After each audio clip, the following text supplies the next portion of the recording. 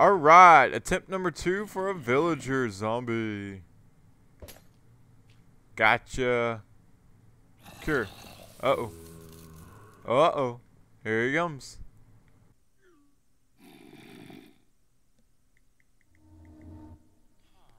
And there he is. Woo! Alright, so what do you got? Ew. That's pretty rough. 14 raw chicken. He's a farmer. And it's 14 raw chicken for an emerald. That's a little rough. It really is. But, well, need to leave him trapped. And then we can, we can gate him all the way up here. And this is, oh, it's nighttime. And we can, minecart him all the way up here. Probably put him in our house somewhere. Made a little fence for some cows and try to get a small farm going there. But man, those guys are loud. So we're going to try to get him into an area to where I can use him and exploit his trades, which he doesn't have any good ones right now. Well, welcome back, guys. So for this episode, I finally came up with something pretty cool I want to do. I thought about it for a while. I just didn't think it was possible for some reason. But apparently it is, and it makes sense, and it's pretty easy. It's redstone work, which is what I really enjoy doing the most in Minecraft, is redstone stuff, but I'm really bad at it. I am not afraid to say I am not very good with redstone at all, and I try, I really do. I try to learn all the switches and stuff like that, but I am not very good at it. So we're going to follow to our quarry. I found this cool area that I want to build this contraption, and I'll kind of explain what it is. I can already tell we're going to have a problem with this thing because I need some bone meal, and I don't really have much bone meal on hand, or nor can I acquire bone meal easily. So it's going to be a little bit of a hassle, but we can do it. I think there is a skeleton spawner on our world somewhere. We found it somewhere, so we can go find it and make a grinder or whatnot. So what I want to make is an automatic tree harvester. And I think it'd be pretty cool because I've always wanted to have one of those. Well, it doesn't harvest the trees. I apologize. That's not completely correct. But it like lines them up into a wall, and then you can harvest it yourself, if you know what I mean. So that's the concept. Oh, you gotta be kidding me. I just want to get some of the sand out of the way. But that's the concept. It like makes a big wall of wood, and I've noticed that I'm constantly having to chop down wood in this world. And yeah, a tree farm works well, but I did a tree farm. I did a crazy awesome tree farm last season, I guess you could say. I think it's time to kind of do something different, if you know what I mean. So I think I'm gonna want the tree to be pushed, the logs to be pushed way that away. So I need like a 4x4, like a wall here of pistons, because I want it pushed, and then I need one central tree, and it's gonna push it over to this thing. So the central tree is probably I'm gonna put the sapling probably right there, and then this will push that away. I believe that'll work. Pistons can only push like a certain distance. So let's see here. It's 1, 2, 3, 4, 5, 6, 7, 8, 9, 10. I think that's good. It's like 13 or 16. I don't know for sure. Please leave a comment. I forget these numbers. I apologize, but I do forget these numbers. So let's add some more kind of distance here. I really like this area. It's like all nice and flat. So we may kind of expand a little bit here. And look at that. It's about the sunset. That kind of stinks. I'll probably run back to our bed.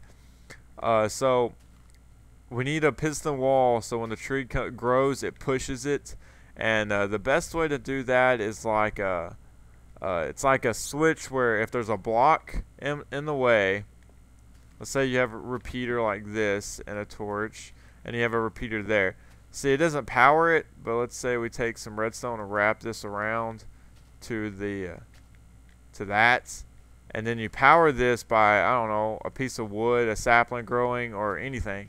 It pushes it out of the way. So that is so cool. When I found that, I was like, oh, I could definitely make like one of those things. So this is the concept of what I'm doing. Now this is gonna grow 4 high, and then there's gonna be leaves on top. So we're making this in total like 6 high, and so I want to be able to walk underneath it. So I think we're gonna put that little switch like on this level up here, like that. Now I'm gonna try to run and go to sleep real quick, and I'll be back. Alright guys, so I worked on it a little bit off camera because this is kind of difficult to do redstone wise, but it's pretty simple, the contraption. So we have our pistons, and then we have our little I don't know what it's called, the block detector push button thing, which isn't working. Oh yeah, it is. It's just, it has to be one more block up. That one. Okay, it's not working. But anyways, I thought I had it working, but we'll figure that out later. Oh, actually, I guess I should figure that out now because it's kind of important. Okay, this shouldn't be powered. Okay, now it should be. So maybe this is reversed. So whenever there's a block here, this is supposed to send power through. Oh, that's why. That right there doesn't work for some reason. So let's get rid of that. You gotta turn the redstone around the corner completely. I don't understand that portion, but I'm not very good with redstone. Okay, now it's working. So whenever I put a block here, boom. Okay, so we have this little gate thing, whatever you call it. There's probably an actual term for it. When you put a block there, it sends power through, goes over. This is reverses the signal, and then it goes to all these repeaters. Now this looks like a little mess, but it's not too bad. All you have is a column up, these 3 torches. This torch powers these 2, that torch powers these 2, and the top torch powers those 2. Now you need to reverse this torch signal, which is with a repeater and a block. So just put a repeater block behind each one of those torches, and then you just run a redstone wire all the way up to this main part, which is over here where this redstone torch is. So that's all you got to do. So you just got the torch, block, repeater, run the wire back to the main source, which is this torch here. So that's how that works. Now all we have to do is hook that part up and plant a tree. To hook this up, I don't know, it seems kind of confusing, but I think the best way to do it is we're going to need more pistons than this. So I just want to do a 4x4, which I think I have 1 extra, and then it'll push them out this way. Hopefully the top won't have any leaves, or hopefully the top 2 will be leaves. We don't have to worry about it. But to wire this, I think I'm going to use the same concept. Just take a row. I guess we'll do it in mid-level and top level, like so. And then we'll put torches on the back of them, so it'll power them, and then we can just reverse the signal. And to shut it, we want it to pulse, and whoa, oh, that's my shaft. Do we want it to pulse? And to get it to pulse, I think the best way is to reverse the signal with the logs being in the way. So I think that would work out pretty well. So let's go ahead and build this portion. Oh no, I want to jump on top of the pistons. I need to add 1 more set of pistons, and I need some torches. Some redstone torches. Oh, perfect amount. And then I need another row of pistons. This is going to be a mess. It's going to push me off.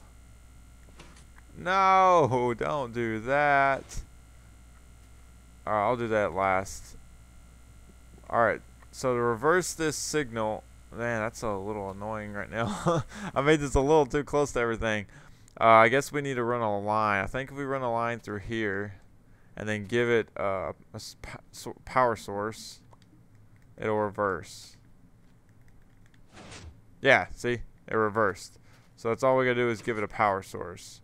So let's run some wiring through here. I don't think I'll need that. And we need to meet the wiring up here. So come down like a staircase. Would it be best to go? It'd probably be best to go the other way, actually.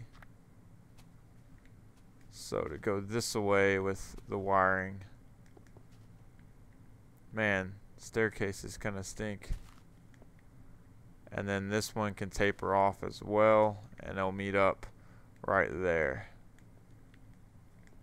Dun, dun, dun.